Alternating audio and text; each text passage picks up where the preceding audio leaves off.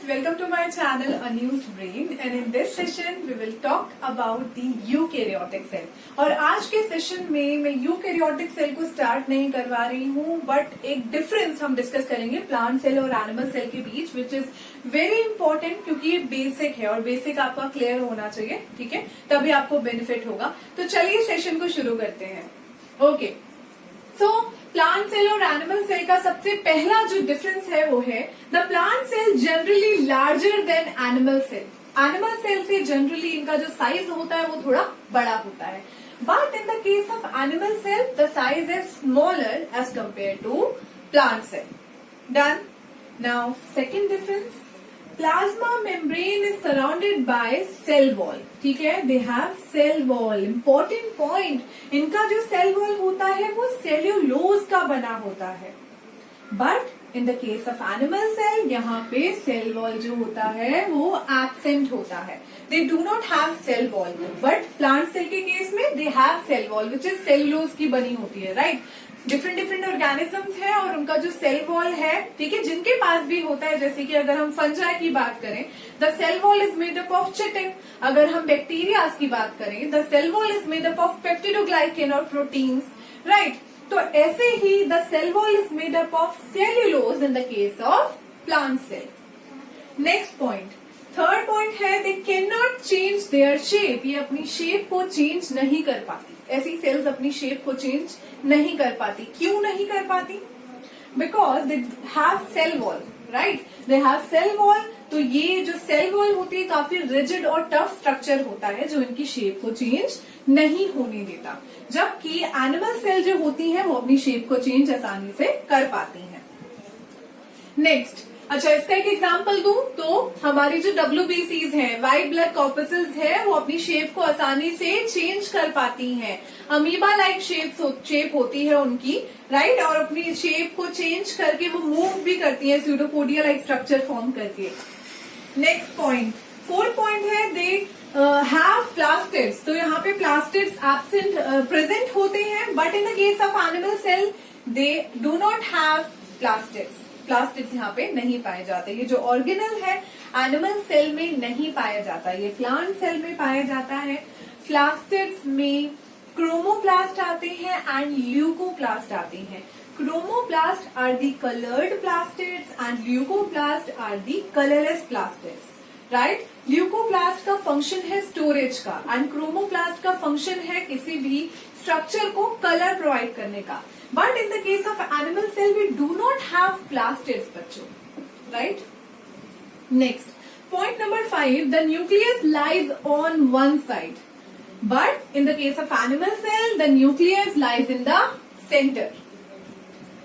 Point number 6, permanent and large central sap vacuole. यहाँ पे जो vacuole होता है वो काफी बड़ा आपको मिलेगा, right? In the case of plant cell लगभग आधा हिस्सा ही वैक्यूल ले जाएगा. इतना बड़ा प्लांट सेल का वैक्यूल होता है और इसको सैप वैक्यूल कहा जाता है.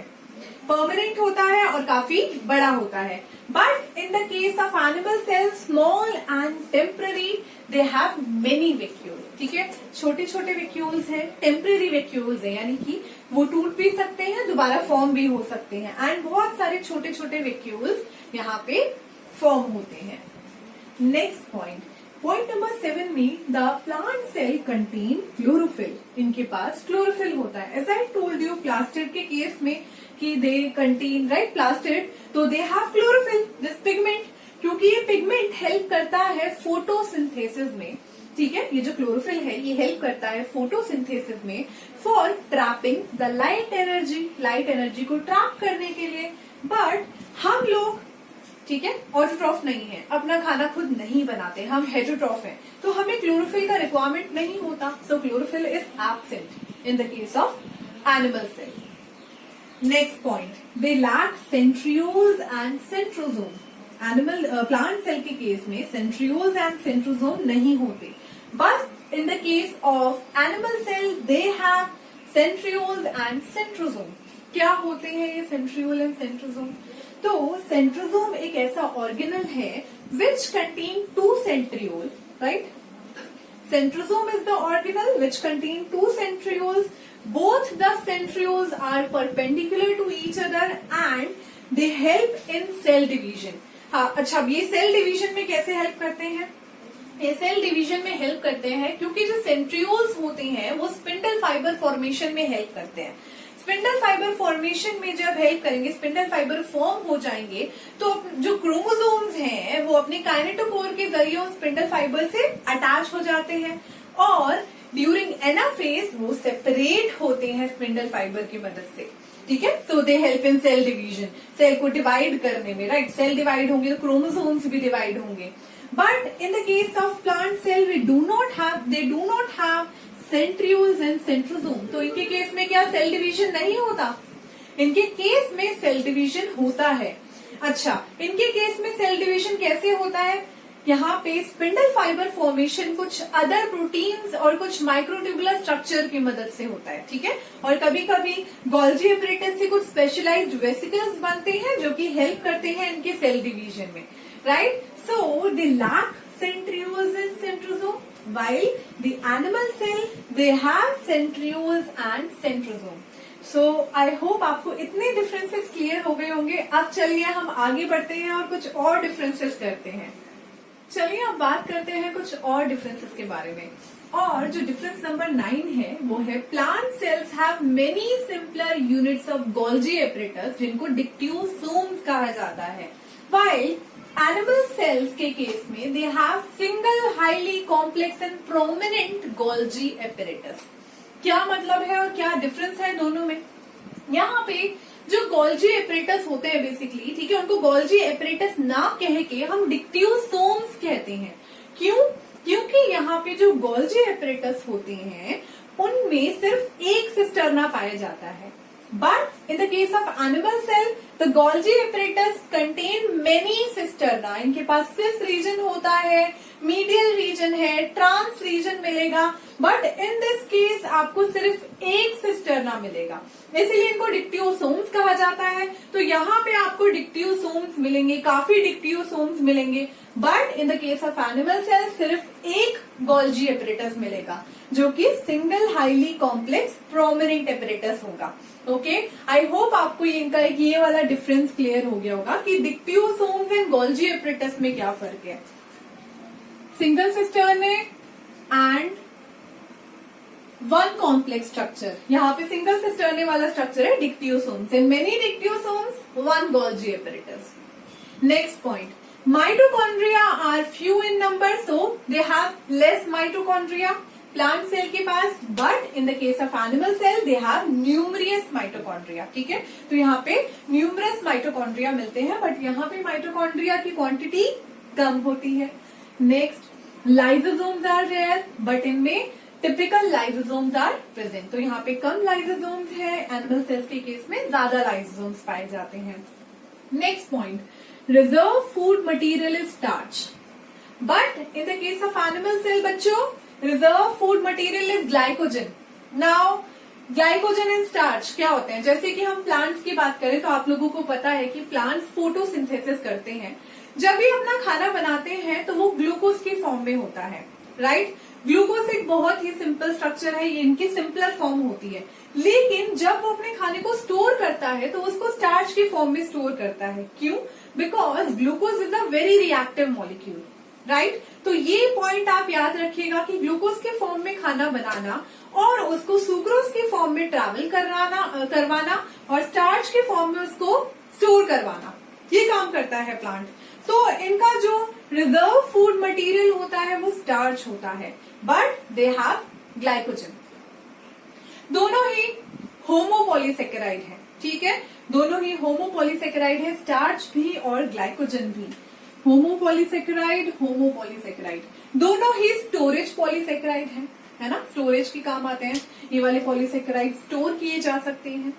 दोनों ही ग्लूकोज की यूनिट के बने होते हैं, ठीक है, ये भी ग्लूकोज की यूनिट्स का बना होगा, होमोपॉलीसेकेराइड है, राइट? तो जो यूनिट्स होंगी वो ग्लूकोज होगी।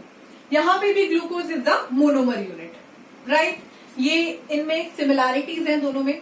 ग्लाइकोजन को एनिमल स्टार्च कहा जाता है, इसीलिए ग्लाइकोजन को एनिमल स्टार्च कहा जाता है, क्योंकि दे आर वेरी सिमिलर। लगभग अभी तक हमने देखा कितने सिमिलर है, दोनों ही होमोपोलीसेकेराइड है। अगर मैं ब्रांचिंग की बात करूं तो स्टार्च जो है ये ब्रांचिंग शो करते हैं, लीनियर भी होते हैं। इसकी दो फॉर्म्स होती हैं, अमाइलोज और अमाइलोपेक्टिन। जबकि मैं ग्लाइकोजन की बात करूं तो ये हाईली ब्रांच स्ट्रक्चर होता है। Again there is a similarity, branching भी शो करते हैं। ग्लाइकोजन की बात करें तो ये कहाँ पाए जाते हैं? हमारी बॉडी में ये लिवर में, मसल्स में स्टोर्ड होते हैं। अगर लिवर और मसल का कंपैरिजन करें तो सबसे ज्यादा स्टोर्ड ये मिलेंगे आपको लिवर में, राइट। इसके अलावा ये आपको किडनी में, प्लेसेंटा में भी मिलेंगे। लगभग हमारी बॉडी का हर ग्रोइंग टिश्यू कुछ ना कुछ अमाउंट में ग्लाइकोजन को स्टोर करता है। तो ग्लाइकोजन बहुत ज्यादा हमारी बॉडी में मिलने के चांसेस रहते हैं। एंड सबसे ज्यादा इसको कौन स्टोर करता है? लिवर इसको स्टोर करता है। Next point, so 13th point है cytokinesis occur by cell plate formation, but in this case cytokinesis occur by constriction. Cytokinesis क्या होता है? साइटोप्लाज्म का डिवीजन, जब सेल डिवीजन हो रहा होता है तो साइटोप्लाज्म जो है वो भी डिवाइड होगा, दोनों में बराबर बराबर। तो साइटोकाइनेसिस जब हो रहा होता है, साइटोप्लाज्म जब डिवाइड हो रहा होता है, in the case of plant cell, cell plate बनती है।